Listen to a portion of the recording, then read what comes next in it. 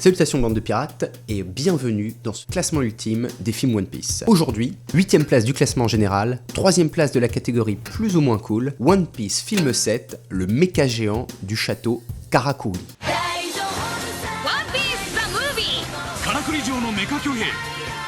C'est un film sorti en 2006, d'une durée d'1h30, sa note sens critique est de 5,9 sur 10, et sa place dans l'animé, c'est juste avant l'arrivée à Water 7, après l'épisode 228. Son histoire. Alors que les Mugiwara viennent de récupérer un coffre sur un navire ravagé par une tempête, ils sont extrêmement déçus d'y trouver une vieille dame cachée à l'intérieur, au lieu de l'or qu'ils espéraient. Prêts à rejeter le coffre ainsi que sa résidente à l'eau, ils se ravisent quand cette dernière leur parle de son île natale et du fabuleux trésor qui y repose, la couronne du roi des mers. C'est le début d'une chasse au trésor, comme d'habitude, pleine de dangers et de rebondissements. On va attaquer avec les bons points.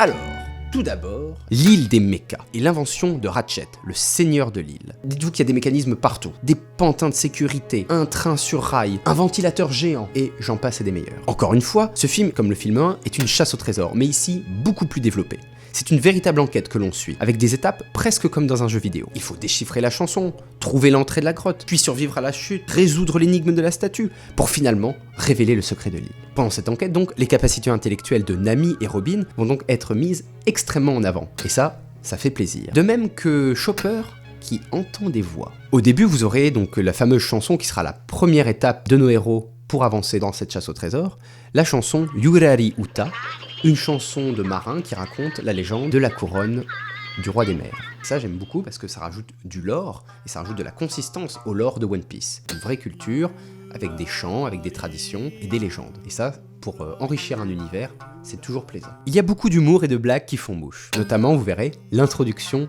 de la petite vieille, qui est un personnage secondaire de ce film.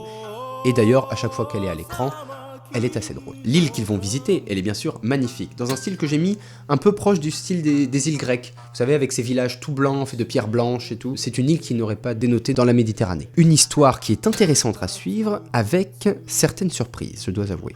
De l'action dantesque, et ce même pour les standards de One Piece, avec un des finishes de Luffy les plus impressionnants que j'ai pu voir. Film ou animé. Vous vous en doutez, dans un film avec dans le titre le nom Méca Géant, il y aura bien sûr du bon gros méca. Et moi j'aime bien les mécas. On introduit également dans ce film le début du Gear Second, ainsi qu'un élément qui ne sera introduit dans l'histoire canon que bien plus tard. Mais je ne vous dis pas plus. Donc voilà, moi j'aime bien aussi quand dans les films, même si c'est pas forcément canon, ils commencent à nous montrer les techniques qu'on verra plus tard dans l'animé. Il y avait le film 3D de Y, qui avait aussi ce concept où on voyait un peu comment Luffy avait développé le Hawk. Et ça, je trouvais ça sympa, quoi. Donc là, c'est le même cas avec le Gear Second. C'est tout pour les bons points. Passons maintenant aux mauvais points. Tout d'abord, une animation très belle dans l'ensemble, mais qui marche selon moi moins bien que celle des débuts. Ou alors moins bien que le style hyper léché des tout derniers films, Z, Gold, Stampede et compagnie. C'est le style du dessin de Water 7 en fait, de cette période, Water 7, Enies Lobby. Je suis pas très fan. Après, c'est une question de goût, je pense. Autre mauvais point, eh bien, l'antagoniste, Ratchet. Il est intéressant car c'est un inventeur, ce n'est pas un guerrier, ce n'est pas un stratège, mais il n'est pas mémorable pour un sou. Et il a un côté sale gamin qui énerve, même si il est beaucoup tourné en dérision et beaucoup moqué. Du coup, à vous de voir. Autre mauvais point, ce film va demander une certaine connaissance de One Piece pour être apprécié pleinement. Donc les néophytes, passez votre chemin. Et enfin, c'est les débuts du fanservice. Et quand je parle de fanservice, je parle bien sûr de boobs. En conclusion, c'est un très bon film One Piece, très complet, avec de l'humour, de l'action qui dépote, du mystère, de l'exploration. Bref, tout ce que moi, j'aime dans One Piece. Et en plus, il y a des boobs. Et enfin, pour terminer, la pépite de Pilou.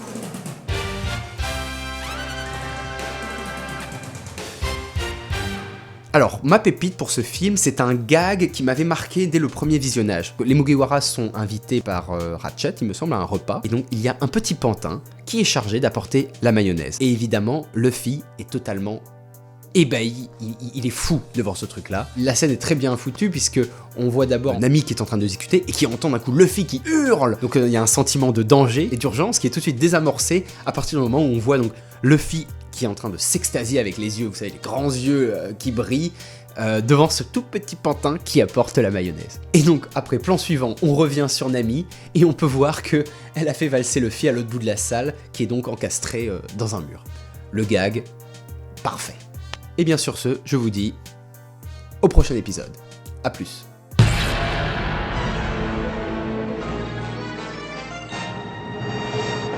Le scénario de ce film n'a été validé par Eiichiro Oda seulement pour cette raison. Et il y a beaucoup de Baggy, Baggy est présent fond. Voilà, il y a Baggy, Ce n'est pas NR, calmez-vous. Nouvelle forme fondée par Gold Roger